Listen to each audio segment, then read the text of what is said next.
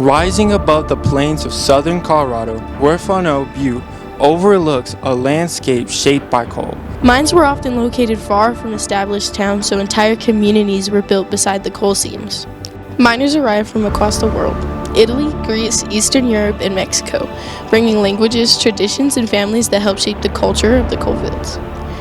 Towns like Hastings, Berwind, and Ludlow became part of the industrial network that powered railroads, steel mills, and the growth of the American West. Bob Bottero, and I'm United Mine Workers Region 4 Director.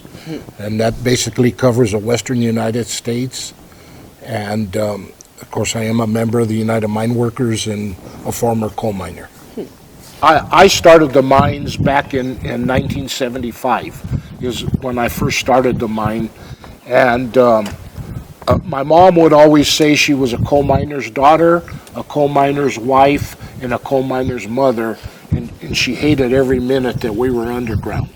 And so when they started a mine, they would build the town right at the mine site, and that became known as a coal camp, and at first that was a very very bad thing. Miners almost looked at coal camps as like almost an entrapment or a prison, and so and then eventually after the Ludlow strike, the miners lost that strike. They weren't successful in gaining union and stuff of that nature.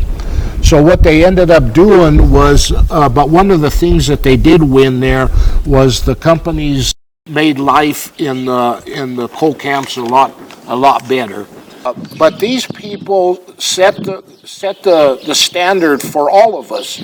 If you're a person that packs a lunch, if you're a person that has to report, so-called for duty or for work, I believe you owe these people a debt of gratitude. My dad was able to go to a community college. My uncle Paul, which was the oldest, he never finished the 10th grade, and a lot of especially boys, very few of them, made it, because some of them had to go to work in the mine, depending on what happened and stuff like that. They called them the breaker boys.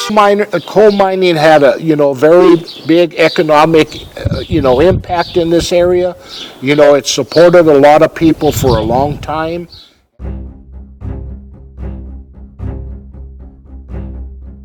But life in the coal camps wasn't always stable. Tensions grew between miners and companies over wages, safety, and control. In 1913, a strike erupted, part of what became known as the Colorado Coalfield War, turning violent at Ludlow, where a tent colony was attacked. Just miles away, in 1917, an explosion in Hastings killed 121 miners, most of them immigrants. In an instant, the mine became a mass grave. These tragedies shaped southern Colorado, yet many were forgotten. But here, the past still echoes. Today, the mines are quiet. The towns are mostly gone, but the story is still here. In places like Hastings, the coke ovens still stand, reminders of the work and the lives built around them. Using drone mapping, we can see these sites in a new way, bringing the past back into view. Miners, many of whom were immigrants, built these communities, bringing their families, cultures, and labor to this region. For many, the mines became a way of life that lasted generations. For some, the mines became their graves. Their stories are not always remembered, but here they are not forgotten. The landscape still carries their history.